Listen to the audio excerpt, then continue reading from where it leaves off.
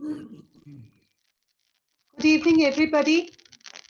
I hope you can hear me. We have a very special guest with us tonight, a friend of IMA, and a very, very capable and very straightforward minister and now Sherpa to the G20, Mr. Suresh Prabhu. We are delighted that Mr. Prabhu is here with us today to talk about what's going to happen in a post-COVID world. And we are looking really forward to this session tonight. With these words, let me hand over to Mr. Kirloskar to take the session forward. Thank you, Rekha. I hope you can hear me. Yes. We've had a great response to this third session of IMA's Leader Speak series as well. I can see that there are 280 participants. Once again, with so many delegates, it's important that we don't have too much noise, background noise during the session. So all delegates must be on video mode, but muted. With so many people on, it's important that there is no background noise. Our guest today and I will be on video with our audios on as default. The question and answer session will be done through the chat mode only. Participants should post their questions in the chat window to our guest or to me. Speakers can view the questions in the chat window and respond. Thank you for joining this session. I would also welcome Mr. Suresh Prabhu, India's Sherpa to the G20 and Member of Parliament, Rajya Sabha, to this session. Thank you for joining us today. Good evening, ladies and gentlemen, to this third session of IMA's Leader Speak series. It is my pleasure to welcome all of you to this special discussion on managing a post-COVID world with Mr. Suresh Prabhu. I don't know when this post-COVID phase would start, but I should hope that this phase too shall pass very quickly. Mr. Prabhu, thank you for agreeing to do this session for IMA. It's a great pleasure to have you with us today. You made outstanding contributions to the Indian economy as a policymaker, as well as a reformer. Today, the world has been flattened by a deadly pandemic, and we need new ideas for restoring the economy and the community of nations. Thank you for joining us, and a very warm welcome to you. Actually, COVID-19 has left all of us isolated and locked in. More than half the population of the world is under lockdown. However, as infections peak and dip, life and business needs to resume, and our economy needs a rapid rebuilding. Unprecedented fiscal and monetary measures are required to get our economy moving again. Governments and international economic institutions would have to undertake enormous money creation and distribution. The pandemic has left most countries susceptible to prolonged economic slowdown, and a big international effort would be needed to recapitalize the countries. Global supply chains have crashed as the pandemic and lockdown spread across the world. Those will have to be reorganized to ensure availability of at least life-supporting items. A pragmatic mix of globalization, regionalization, and localization will have to be worked out. Travel and logistics need to be restored to move critical materials and people to resume production and trade. This demands unprecedented international cooperation to prevent nations from isolating themselves or even turning on each other. Self-preservation instincts of nations would require tempering with the compulsion of collective survival. COVID has damaged trust between nations and in international institutions, as we can see with WHO. That would need to be rebuilt quickly. Managing a post-COVID world would test the vision and ingenuity of global leaders. The future of the world depends on how national leaders weave collective well-being into national politics. We are privileged to have a veteran political and government leader to tell us what is likely to happen in the post-COVID era and how to manage it. It's therefore my pleasure to invite Mr. Suresh Prabhu to share his thoughts on managing the post-COVID world with us. Thank you. Mr. Prabhu, it's all yours now. Thank you very much, and good evening to all of you. Thank you, Sanjay and Rekha, for bringing me in with such dignified and very honored people who are actually going to be asking me questions, and we'll be discussing it together. So I will be not speaking too long as I discussed with Rekha, so that we can speak to each other more than I speaking to only the audience. So I will actually spend more time answering questions and talking to each other. Now it's very interesting that we could never have imagined only a few weeks ago that something like this could ever happen. If there was a IMA program, then Rekha would send me invitation few months in advance. I will have to block my diary, then we'll have to travel, come there. All the delegates who are going to be participating in IMA sought after conventions will be coming in from different parts of the country, some from different parts of the world. And then they will be having this event. But today, just imagine, we are actually not meeting in person, but still we can talk to each other so effectively. Now, I was just wondering, with this kind of a habit once developed, what is going to happen to us once we lift the lockdowns and when life gets a little bit normal than before. But the normal, when we say, I don't know whether the normal will be the normal as we imagined before. There is bound to be a new normal. And what is going to be that new normal? How soon it will happen? When we'll reach there is something which everybody is struggling to find out. Nobody knows. But one thing is sure, that this has really posed so many questions to all the people in the world, and they have to answer them very quickly. And the world that we always knew of was one world which was very developed, the second world which was emerging, and there was the third world. But today it looks like there is only one world. There is nothing like developed world and developing world. There is nothing like people who are living in poverty, that's why they suffer more. In fact, today it looks like that everybody is suffering the effects of the corona. And in fact, the developed world is suffering more. Europe and US, China, Japan, and they are already suffering more. Singapore, a small little city state, had already declared lockdown till 1st of June, and they are actually facing the second wave of it. So what does it mean? It means that our impression, each of the impression has to change. One of the impression we had was that there are some people who are immune from the problems because they are developed, so they will not face this problem, and definitely not healthcare related problem, because the system there is so strong, it will really help us to grow. But actually that is not true, as is proved now. That means everybody, each one of us will have to actually rethink about our future experiencing from this. Now the response and how the post-world will emerge, I don't want to guess on that. We'll talk about it together. But look at it from a different perspective. One,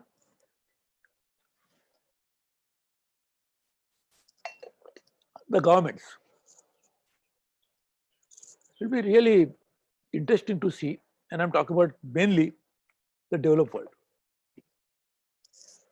US, which as you know is the largest economy, $22 trillion economy, will be reaching a tax to GDP ratio of almost 124%. And now yesterday they're negotiating another package. Now just imagine why I'm saying this. Let us look at the other countries. China, almost $15 trillion, which is already, nobody knows the real date in China because provincial governments and everything else, but probably even higher than what is estimated, so they are probably past 100%. Japan, 243% of tax to GDP, of public debt to GDP ratio. Public debt to GDP, US 126 or 116, 120 now. China more than 100% for sure. 243% by Japan, and EU. Before the package, because these packages are not given by EU per se, they are given by different countries. So probably EU would also be reaching close to 100% of public debt to GDP ratio. Why I'm saying this?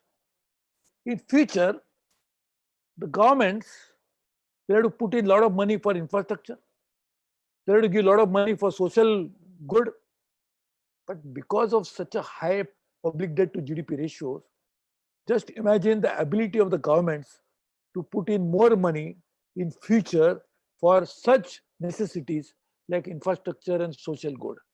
Because most of the money is already going into firefighting and dealing with emergencies of this kind. That's the government power. Second, the corporates. The corporates have taken it for granted that a given situation is going to happen. So we have a corporate plan, and therefore this corporate plan will be implemented. Suddenly we are seeing that each and every corporate entity will be facing a different kind of challenges. Some more, some less, but that certainly challenges. And most importantly, the new business plan will have to be commensurate with that challenge. So each and every corporate will no longer be able to say that I had a vision for 2030, 2025, and I'm going to implement it. Now we'll have to see a completely new paradigm in which each and every corporate will have to now work in a completely different basis. That will change from industry to industry, geography to geography. Individuals, households. Could we have imagined that we had taken certain things for granted? Now, some people were doing on-site. Most of the jobs were on-site jobs. There are only few jobs like outsourcing jobs which were really off-site. But now in a given situation as is emerging, the profile of job is going to change. People might expect, why you want to come to the office? If you could do that for 6 weeks or 8 weeks during the lockdown, why can't you do it from home all the time? And just imagine, therefore the job profiles are going to change. The individuals who were guaranteed job for some time is now going to change forever. Japan, not now, but some 15 years ago, almost every employee had a job, guaranteed job. Once you join a Japanese company, neither the employee nor the employee wanted to leave each other. So it was a lifetime assignment and we are working together. Then it changed for a while. But now, with this new COVID coming in and people are rethinking about the profile of jobs, just imagine there may not be something like lifelong jobs. In the US, as you all know, we had something called MAC jobs, the jobs which are given hourly basis. The jobs which we came in only because the earlier jobs were blue collar jobs, they had changed and then came the MAC job. Now, we might have a similar situation. People might say that you work from home.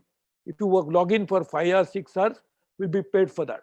So the entire job profile is going to change, and that is going to have a huge impact on the lives of people. For example, when I had a fixed job, I was calculating my monthly income, my yearly income, my retirement, post-retirement benefit that I'm going to get as a result of that, because it's virtually like a contract, lifelong contract. So I planned for my house, planned for my basic necessities to be get from that.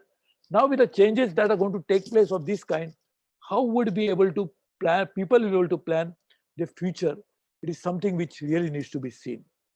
And therefore, India, which will have to plan according to this for each of these segments. As a country, we'll have to plan, we'll have to put in more money. So how do you find them? And therefore, our fiscal situation, our macro level economic management has to be attuned to this. The second level, how do you make sure that corporates in India, they must survive to begin with? Because today, because of these challenges, the corporates are facing real problems. The shutdowns are going to not only hit the top line, but also bottom line significantly. Some of them might lose the capital entirely. For example, aviation industry. Aviation industry, globally, it is estimated that they will lose $350 billion of revenues, $350 billion of revenue. And that what it would mean, that many of the airlines, therefore, will just go bankrupt. Already South African airline has already declared they've sacked more or less all the people. Air Mauritius today has said they cannot survive anymore because they are going in filing for bankruptcy. And so many airlines globally are going to do that. So with the government, we'll have to support the corporate, because otherwise, if the industry is closed down, it will have a huge impact. The third level of the part of that corporate is the small scale industries. The industries like small scale will have to also survive. and they have a very thin capital, thin margins. So therefore, some kind of disruption of its kind again will wipe out their entire capital. Therefore, we'll have a big problem. So I think we'll have to work on that individually. Therefore, the Prime Minister's first announcement was a package of 1,70,000 crores, which was essentially targeting the common people, those who are daily wage earners, those who don't have fixed job, how to make sure that their livelihood is also protected. So while we are all fighting globally and in India particularly under the leadership of Prime Minister to save lives, the Prime Minister is also finding out how to save livelihoods. And the livelihood, and will third come will economy, how to make sure that economy is protected in economy. The corporate sector play a very key role. The corporates are almost more than 60% of the global finance. Private finance comes from corporates. The ability of public finance is limited, as I told you, because of the high public debt to GDP ratio. So we'll have to rely largely on private finance, and the private finance will come from corporates. So we'll have to make sure that the corporates are also saved and they are protected in the light of this big challenge. I therefore feel that life is going to change dramatically. It has already changed, but we'll be seeing more of it as we go along. But at the same time, there is no need to be pessimist about it. See, the things will change doesn't mean they'll change for worse. They'll change for better too. And I am sure our rethinking is going to happen in all areas, and particularly about the area of how to deal with natural capital that we have. As you can see, there's already an evidence that this particular disease, and which became pandemic eventually, came from animal to man.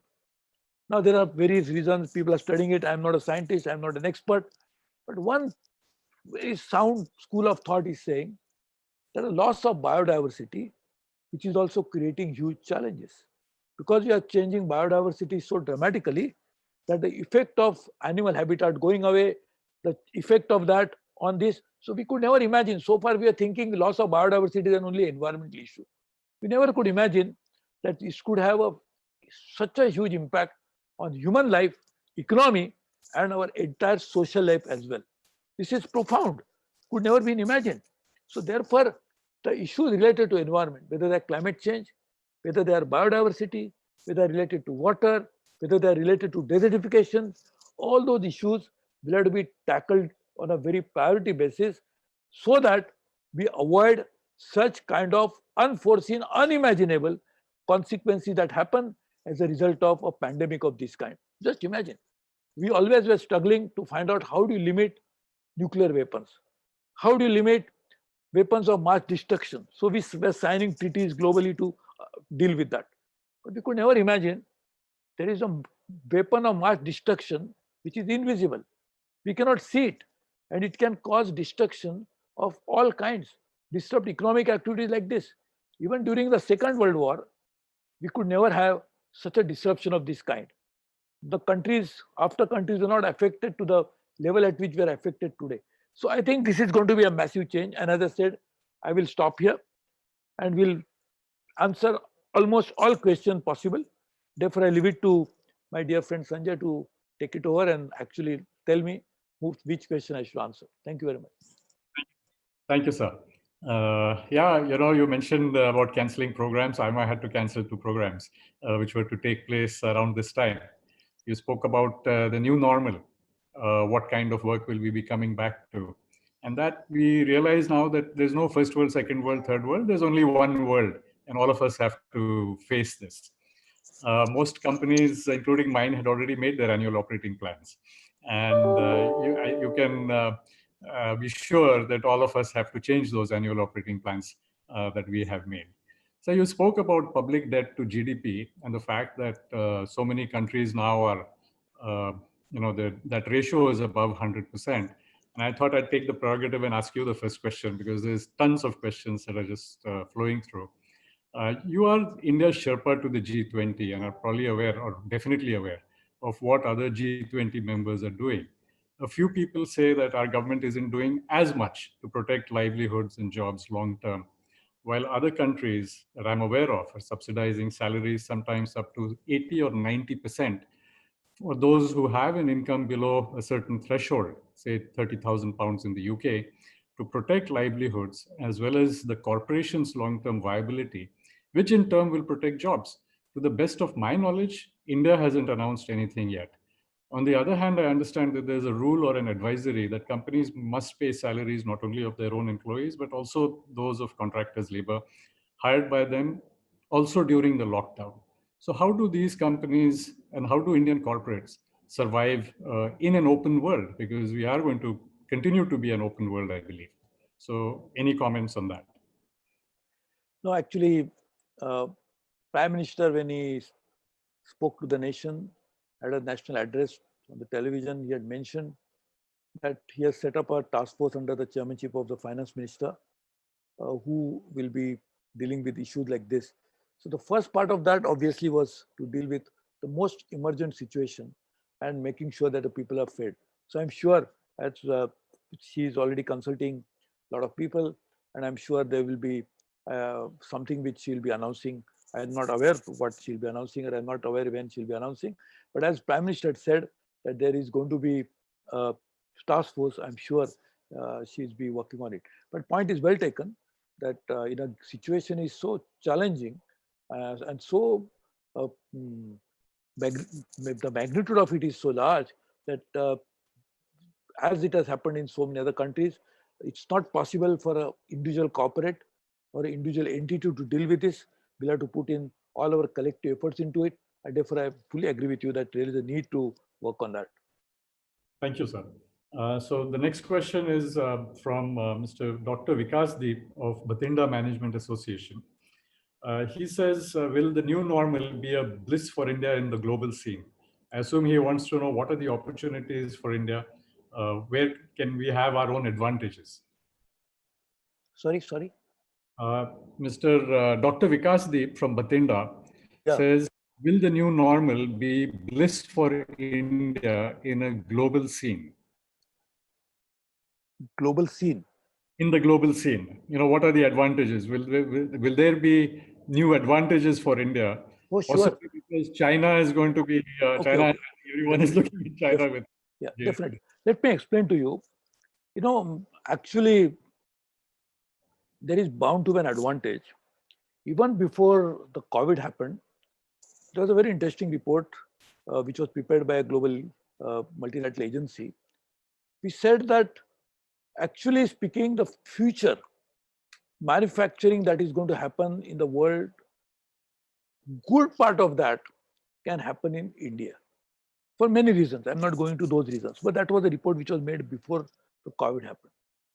Now today, we are seeing a completely different world in which already there are a lot of anti-China feeling, which you can see in social media, in mainstream media. The leaders of so many countries are speaking about it. So I am sure India will have a tremendous advantage because we are very transparent and we are trying to work on a very open basis. So we'll definitely have an advantage in doing that. So one advantage will be in area of manufacturing that can move to India. The second advantage, and which we are already experiencing, is the field of pharmaceuticals. Actually, if you really look at it, India has always been, and I would call it, because I was a minister of chemicals and fertilizer, which included pharmaceuticals way back in 1999. And since then, I've been observing it very closely. At that time, it was not as much as it is today, that India has become a capital for generics. We have a huge population. We have a caste system, so marriages also take place in a particular given limited relationships. We can develop a genomics in a very significant way. So the new development of medicine, which is going to be genomics, that is predictive medicine, because of our already intrinsic strength, we can benefit significantly and we can actually help the world. Today, if you have seen that we are supplying medicine to almost more than 100 countries, not just in post-COVID, but our pharma companies export to more than 140 countries. And when I was a minister of chemicals and fertilizer, I used to tell the pharma companies at that time, why don't you go to Latin America? And many of them, I'm talking about 22 years ago, so that you cannot fault them with that. They were saying, what is the market in Latin America? But today, each of those countries prefers Indian medicine. This is just to give an example about the natural advantage India has in some sectors. Take agriculture. One of the challenges going to be in the future is that even the food will be in great demand. India already has most possible agriculture scenario because we have more than 35 agroclimatic conditions and all of that. So we can also work on very important new supply chain, new, as you correctly said in the beginning, that new value chains and new supply chains will emerge. We can actually be part of, like we are part of few supply chains already, whether it is automobile components or whether it is pharmaceuticals. We could also be part of a new value chain, which will be in agriculture, horticulture, which also includes other kinds of food like meat, milk, and aquaculture and other products. So just imagine that marine products. So we can actually work together in many of these areas. So India will have a tremendous advantage in future, but that doesn't mean it is just going to come and fall on the laps. We have to actually strategize and work on it. So we are prepared a new industrial policy in the when I was the industry and commerce minister, which was already put on the website. I'm sure it will be announced under the leadership of a prime minister soon, which again will pave way for bringing it in. We already were revisiting the special economic zones, and I had appointed, in fact, a committee under the chairmanship of Mr. Your President of IMA's neighbor, Baba Kalyani, and we were trying to work on how to revamp it. This is all before COVID. But now with a sense of urgency, we can put all these things in place and we should take advantage of it. Mind you, there are so many other countries will be trying to vie for the same share of the pie. Bangladesh will be doing that. Vietnam will be doing that. Indonesia will be doing that. So we'll have to be trying to be working as a team, as the industry, as government, and all of the stakeholders to actually take advantage of this. Thank you. You have held various positions. This one is a question from a totally different angle. How can private educational institutions and their proprietors react in a post-COVID world? I believe he wants to know about online education, or a lot of assets may have been put up and you may not need them anymore. I don't know, but the question is, how can private educational institutions and their proprietors react to a post-COVID world? Of course, online education will increase and everything online will happen in a bigger way. But that doesn't mean that all the brick and mortar education is going to just collapse. It is not going to happen like that. I'll give an example, and this is my personal example. I was many years ago in 1989, so that is now 41 years ago. I used to be chairman of a largest cooperative bank, Saraswat Bank. We started computerizing all operations. And this was the first bank which was computerizing even the core banking functions completely. Even before all the commercial banks started doing it. And this became the first bank actually in the country to be fully computerized. When we were doing that, this was the question people were asking. Suppose we computerize and do everything online, people can do business. Why would anybody come to the bank? The bank branches will not be operational. Actually, to the contrary. The people go to bank not necessarily only for a transaction, but for something else. They want to see a face behind the bank, because bank is not a faceless organization. In education, same thing is going to happen. You can get virtual education, you can get online education, but still you want to sit down with a professor, chat with your other students, enjoy the atmosphere of the university. That is something very different. So people don't want education, and therefore we are not going to get ourselves locked down into a room and do all activities using only an online platform. It is not going to happen like that. So the future of education will obviously going to change, like future of medicine. There will be more and more telemedicine. Does it mean that doctor will not see a patient? The patient has to be patient many times gets cured by seeing a face of a doctor more than a medicine that he administers. So therefore, you will obviously see that there is going to be a more and more online activities, including education, but that doesn't mean a pronouncement of a death for bricks and mortar education institutions. There are many institutions. For example, online has not just started now, but that has not stopped universities from proliferating. There are many universities which are coming up. People want to go there, study there. There's a completely different reason for which people go and study. So I think both will survive. You will obviously see more increase in the online education, but that doesn't mean it is death knell for the normal education system. Yeah, personal touch always has mattered, whether it's in banking or in education or in any facet of human life. Question from Mr. MP Tyagi from the Madras Management Association. Has a special package been decided for MSME post-lockdown? You answered, I think, part of this question earlier, but if you want to elaborate, I will let you. Now, of course, as I said, I'm not privy to when the package will be announced or what the package will be. But what, as I said in the beginning, that our Honorable Prime Minister already said that there's a task force which has been set up under the chairmanship of Nirmala Sitharaman, who is the finance minister, and therefore we can expect it. Our MSME minister, incidentally, Mr. Nitin Gadkari, had recently said that the MSME sector will be properly taken care of, and therefore he's also working on it. And therefore, I'm sure the government is taking note of it. But you are absolutely right that MSME, as well as large industries, package has to be something will have to be done about it. But let me explain to you. MSMEs and large industries, they have a symbiotic relationship. Both survive because of each other. It is not that large industries can survive without MSMEs because they supply them auto components and everything else. And it is not possible that MSMEs can survive on their own unless there is a support from large industry. A very good example of that is automobiles. Automobiles are more than 51% or 52% of the total manufacturing of India, the share of automobiles. All automobile companies, they assemble two-wheelers, three-wheelers, four-wheelers in their own plants, but components for that, the ancillaries for that, they come from small and medium enterprises. So small and medium enterprises are the lifeline for large industries, whereas the large industries are the oxygen for the small industries. So they will survive with each other. So whenever we think about package, we have to think about the industry as a whole. Small industry, of course, need bigger helping hand for a simple reason. And I had said this, after 2008, there was a very interesting situation.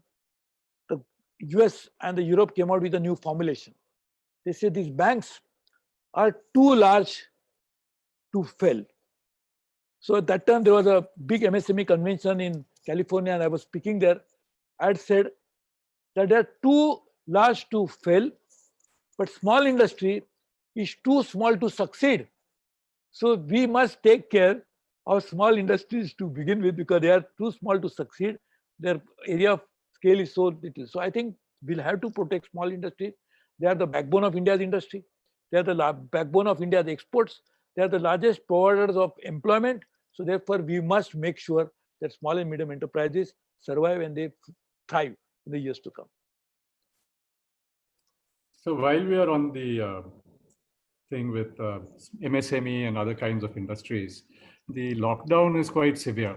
And I understand, though there is relaxation that's been offered, the conditions for reopening are very onerous. One of my friends sent me the conditions for reopening factories and pointed to the part where the rules say that if any worker is found to be infected in the factory, the district administration would hold the factory owner responsible, the factory would be sealed, and the FIR would be lodged. Most people that I know are saying, we'll just wait it out till the conditions are further improved. Do you have any comments on that? I think this is a genuine representation which has been made to the government. I think I will also follow it up because this seems to be a very real issue. In fact, this morning itself, the MSME organizations from different parts of the country, they spoke to me. They also made a representation. I will definitely take it up. Thank you, sir. Another question from Mr. Ravi Kumar Pisapati from the Hyderabad Management Association. I'd like to have your views on ease of doing business in the wake of revival and survival situation of post-COVID-19. There has been a very laid out formula by the World Bank about the parameters for ease of doing business. But as you correctly said, we have to go beyond it. If I can remember, in Assam government had organized investment summit, and Mr. Sanjay Kirloskar must be attending many of those different parts of the country in different states. Now in future, I don't know whether the investment summit will be also online or virtual. But one of the summit in Assam had said that now we should go not just for ease of doing business, but for please of doing business. That how people will enjoy doing business. If they enjoy doing what they're doing, like a researcher, he may be doing a research because he is a job to do it. He may not produce as much outcome as a person who's doing research because he enjoys it. He loves it. That's his passion. That's his mission. And therefore, if you can make a business a pleasurable activity for everybody to do, then it will have a completely different result. So I agree with you. In this post-COVID scenario, let us think about not just ease of doing business, but probably please of doing business. Pleasure of doing business. I think that's what a lot of people in Indian industry want. Mr. Avnish Kumar Sinha says or asks, what will be the most emerging challenge for our country in this new normal era? The most emerging challenge, the greatest challenge for our country in this new normal era. See, actually, if you really look at it, it's not just for our country alone, but almost all the countries in the world is to restore as much as normalcy as possible, as soon as possible. It's going to be a very, very critical thing. For example, and I give example of that aviation industry, but just imagine the connectivity, which is going to be very, very important. Now we are connected in this particular form, but there are so many families are left out from each other. Then there are supply lines will have to happen physically. Like you cannot move grains only on online basis. The transaction can happen online, but we'll have to actually physically move them from one place to another. I represent, and I used to be member of parliament, Lok Sabha. Now I'm a member of parliament from your state, Andhra Pradesh. But I used to be a member of parliament from Maharashtra. My state was coastal state. The challenge is the fisheries, which is now we have India's 7,600 kilometers long coastline. So fisheries has to be restored. That means they will have to connect it to the market. Fruits like mangoes and cashews, which are grown in Konkan, they are very seasonal fruits which have to happen. So like same thing for agriculture. The Rabi crop is already ready for harvesting. So I think we'll have to make sure. Luckily, and Prime Minister actually realizing this, Home Minister has already issued guidelines for removing all those bottlenecks in those fields. But as Sanjay was pointing out earlier, industry still has certain challenges and issues to be dealt with before they actually start production. So I think all the issues will have to do it. But point is, how do you restore, if you want me challenge for not first person, but everybody, how to restore physical connectivity as quickly as possible so that people will start doing their normal things. Yeah, I think so, because that entire supply chain has to get restarted. Mr. Prabhu, you're so popular. There's like 50 or 60 questions that are still there. And I know you have to leave at 7 o'clock. So I'll take maybe the most provoking questions. Mr. Sumesh Raizada says, what will be the status of future trade relations with China? Should India reduce its reliance on China for manufacturing now? Actually, today our share of manufacturing, you're asking about manufacturing, right? So today, yes, India's share of manufacturing is 16% of the GDP. It's not manufacturing by industry per se. We had prepared a plan. This is before COVID, when I was Industry and Commerce Minister, with our friends in the industry itself who are actually manufacturing. Like Sanjay is manufacturing pump, there is no point me telling him about how the pump should be manufactured, only because I'm a minister. So he knows it better than me. So we called such people, and I already prepared a plan how to take India's share of manufacturing, the proposed $5 trillion to $1 trillion, which will be about 20% of the GDP. So I think we'll have to really draw a proper sector-wise plans as to which segment of manufacturing will grow, and that is how we are done. It is $1 trillion already done. So we should now try to capitalize on it, try to revisit that plan, find out which are those industries which can come to India, which can happen in a big way. One thing is going to happen, which we must also keep in mind, that manufacturing itself, we talk about, my other friend asked me a question about online education and the future of education, therefore. Even future of manufacturing is going to change significantly. For example, designing of a product, which is a very important stage before you actually start manufacturing. People need not be in a physical place. the designing itself can happen remotely. You can just sit at home and design a product. So therefore, such activities may not necessarily happen in India. It can happen somewhere, might sit in somewhere far away in Paris and design a product and send us an order for making it happen in India. So in such a situation, our challenge would be how to capture a value chain, not just be a part of a supply chain. It should be part of a value chain. As you know, the designing has much more value than actual physical manufacturing. So on such issues, also we'll have to focus and find out, develop expertise so that we also benefit from it. Like if we can say somebody is going to design a product in Paris and we are going to manufacture in India, why not we change the rule of the game and say that we in India will develop such capabilities of designing that we'll be able to make designing for the world.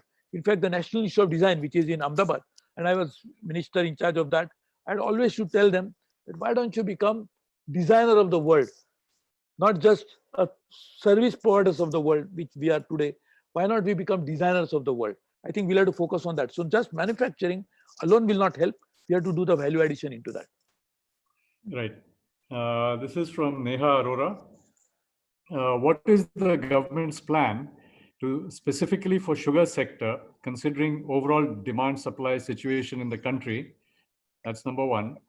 Number two, what is the government's plan for supporting capital goods sector, which is one of the key segments for the country's growth? Sugar sector and capital goods sector. Of course, while we have the sugar is one of the very important segment of agro processing industry in the country. In fact, we are the largest producer of sugar now, actually. And therefore, we were second largest, now we have almost become largest. And this is one sector which helps farmer directly. Because the farmer, if just grows sugarcane, he doesn't get much. But if he becomes part of a making of sugar and then so many byproducts, whether it's industrial alcohol or whether it is chemicals that happen as a result of that, or cogeneration of electricity, which can also happen as a result of that, we can benefit. So I think that industry is a very important industry, has to be supported. It always goes through cyclical issues. We always seen that sugar production goes up, and then because of that, the stocks pile up. Because the stocks pile up, we are not able to, the next season, farmers don't produce that much, and again, the production goes down. The only solution to this is to supply sugar to the countries outside India. In fact, as Commerce Minister taken this unprecedented step of supplying it to China, to Korea, and many others, we'll have to work on that. But what happens in this, that if you are going to supply and export it, then we'll have to supply it regularly.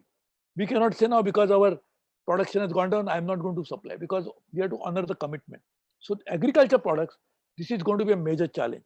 In fact, the first ever agriculture policy under the guidance of a Prime Minister I had prepared, and we aims at taking agriculture export to $100 billion from current $26 billion.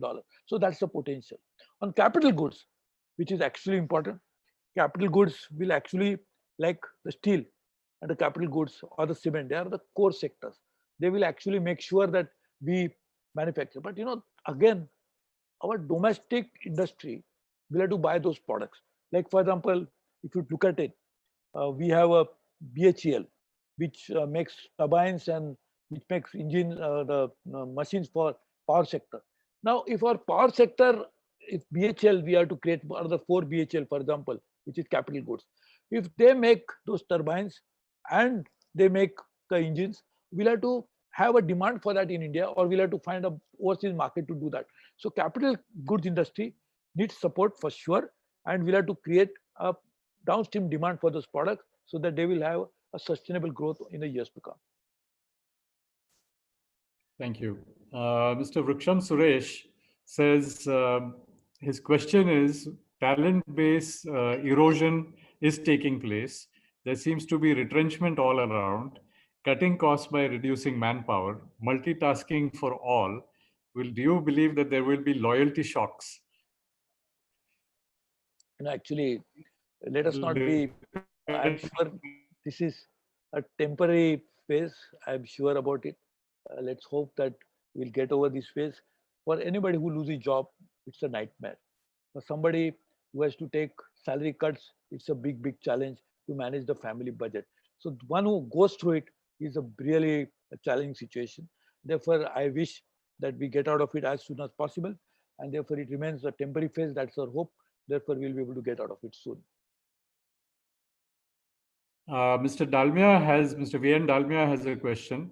A more complicated issue, or what is another way of putting cash in the hands of companies?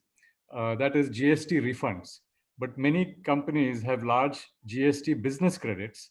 Are you aware that the government does not have a procedure for companies to apply for refund of GST credits, even if they cease to do business?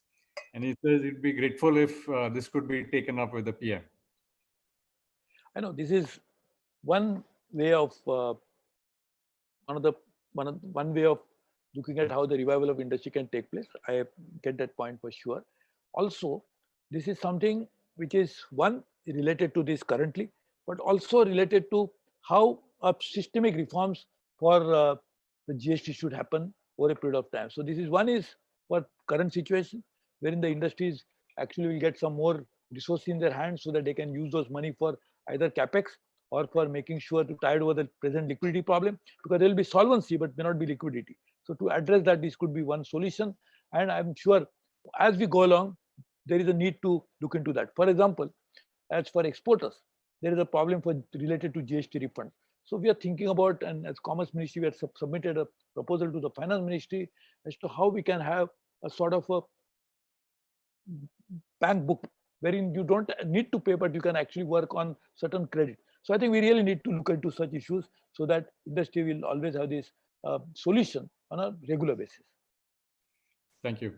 Mr. Chetan Kothari says, please give a view on crude oil pricing, its effect on Indian trade deficit and foreign exchange reserves. Crude oil prices. See, today our balance of payment situation is one is the balance of trade, which is the export and import. Today, because we are the largest, second largest actually, or you can say we are second largest now, the importer of and the consumer of oil in the world. US is now, they produce more oil, so therefore they hardly import because they actually were producing more oil because of shale gas and shale oil. They were producing more than Saudi Arabia just before this whole thing turned around.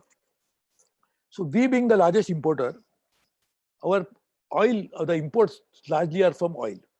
Today, luckily, the oil has come to 20 and probably even below 20. From height of about 5 years ago, 6 years ago, it was even more than 100. It has come to 20 and people are even wondering whether it will remain at 20 or even go down below that.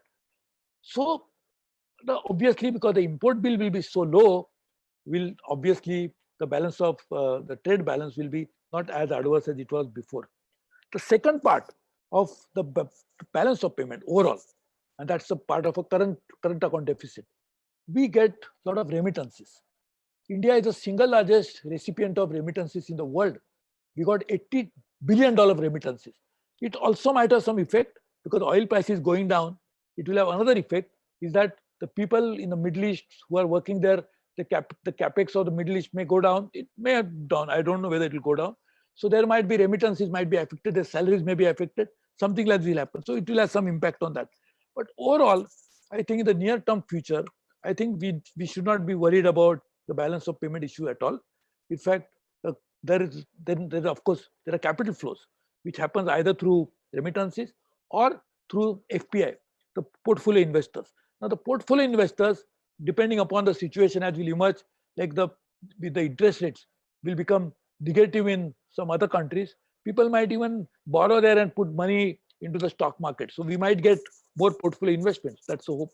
So it all depends. It's an evolving situation, but I'm sure with our foreign exchange reserves that we have and our current account deficit is going to be under manageable level for a reason as I mentioned.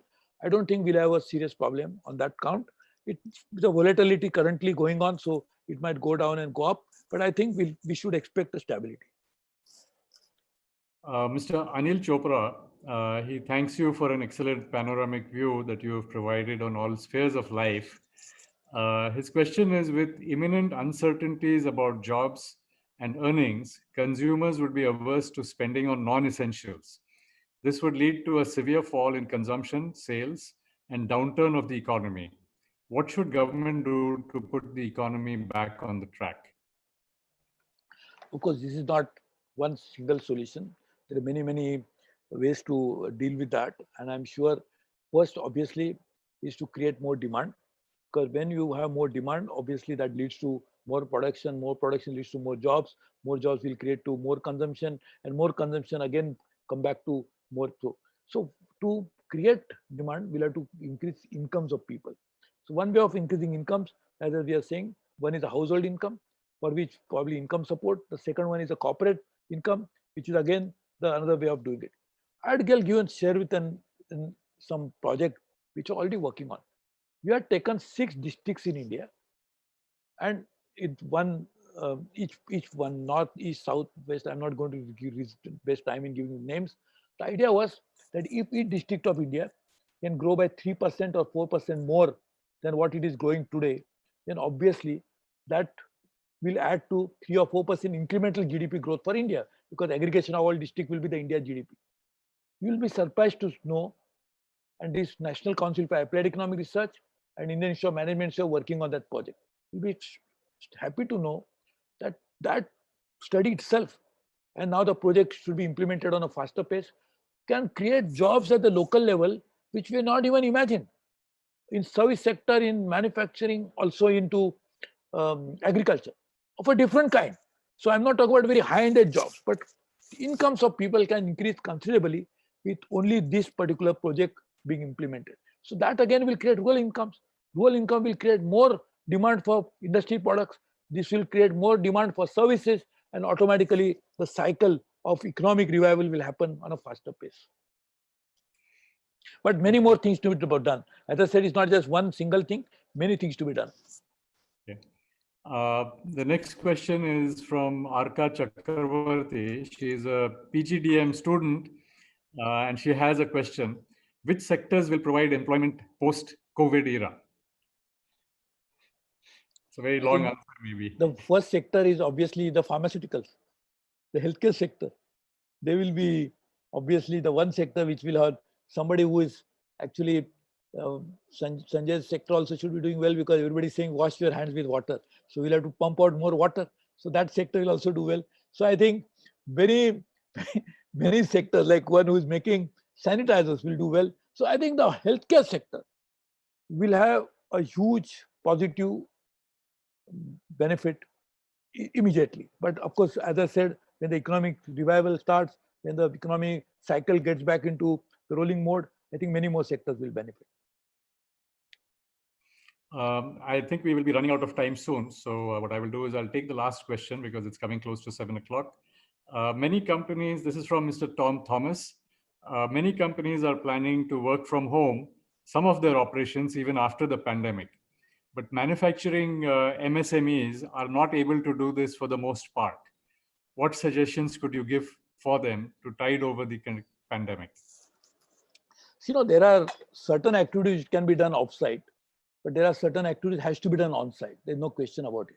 And particularly because of the nature of it, SMEs also will have a different kind of operation. You cannot generalize and say all SMEs cannot do it or all SMEs can do it. Some SMEs will be able to do it, some SMEs may not be able to do it. The point you are saying is absolutely right, that over a period of time we'll see more people operating off-site, particularly from their home, and doing this. Now it will have huge impact on so many sectors. For example, would you need such big offices in that case? So what will be the impact on real estate, which provides commercial space? What will be the impact of that? Well, there will be more automation, so obviously people will be more using the communication tools more than before. So there will be demand for those. So some will be the gainers, some will be the losers. The transport sector, people may not be travel as much as they were traveling before. Already aviation sector is trying to factor into that. I was aviation minister, so I keep getting those reports on a regular basis. I really is a worrying sign. For example, the big conferences, the ICE as you call it, the big business was the conferences, entertainment and all of that. So that industry was few $1 trillion industry.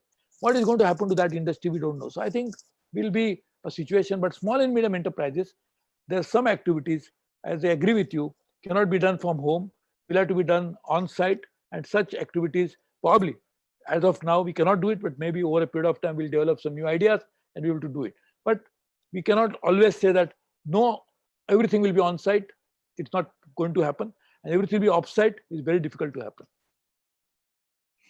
Thank you. You know, it's almost 7 o'clock, and I'm sure you have to rush off somewhere else.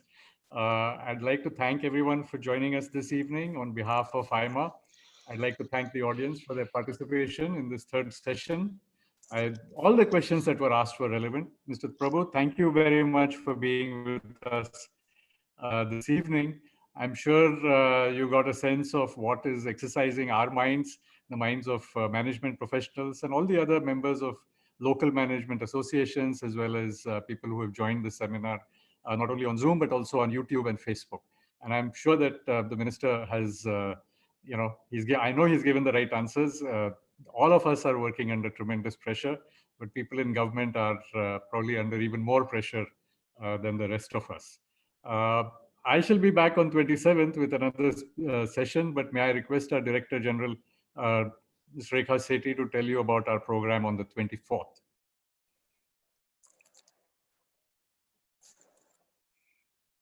You're on mute, Ms. Sethi, you're on mute. Mr. Prabhu, thank you so much for a wonderful session and for accepting my request to join us today. I've been counting the number of questions. We had over 120 questions which had come in. I'm afraid we haven't been able to take more than, I don't know, 10, 15 questions. So my apologies to all the others. Hopefully we can have Mr. Prabhu back with us on another occasion. It was a fantastic evening and thank you very much for joining us.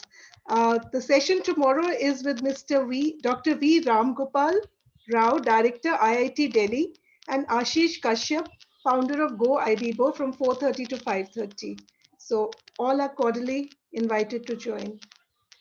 Thanks a lot, Mr. Prabhu, and I look forward to hearing more from you, and perhaps we can take up the balance 100 questions which are left unanswered.